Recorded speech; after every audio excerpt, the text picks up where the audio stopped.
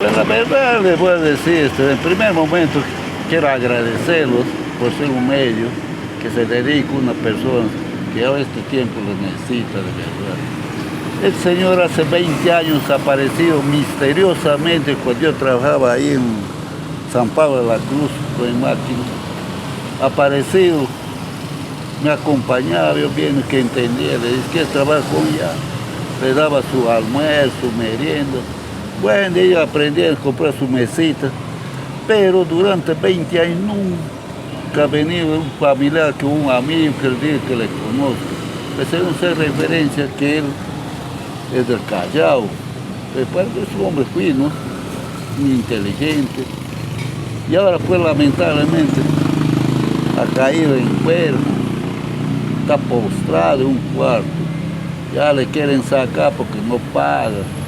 Gracias a una señora María Chacón, ella le ve, porque también que ella le está llevando a su control. Yo tenía que sacarle su CIS. Gracias, también me ha apoyado al todo que le han dado y está asegurado en el Huayco.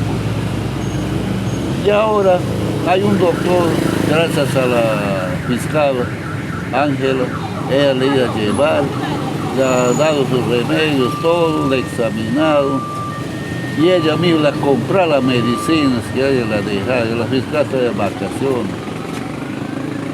Y ahora lo que necesitamos, pues hermanos, para pagar su cuarto y ver sus necesidades. A la señora María darle si quiere incentivo porque ella lo cuida, ella también tiene sus hijos, vende ahí en la esquina del banco de la Scotiabank, ahí ven su gaseoso, pero no es nada, pues como no hay nadie, ninguna, pues él se hace cargo, le lleva, le trae. Pues. Por eso estamos pidiendo una colaboración, hermano, voluntaria, aunque sea 50, 10 centos, este hombre lo necesita. ¿Qué padece? Ahorita la verdad que ya está bien flaquito, ya el doctor le ha dado su paz para que le saque. No sé si la señora María ya habrá sacado para ver qué es lo que tiene, pero posiblemente el doctor, ahí las ha diagnosticado, pues tiene un tumor al pulmón, puede ser fibroma pulmonar, no estamos muy seguros. Y ese es el caso, hermanos, que yo... ¿Cuánto tiempo está postrado? Ya es un mes. Acá le estamos dando, le ayudamos, todo.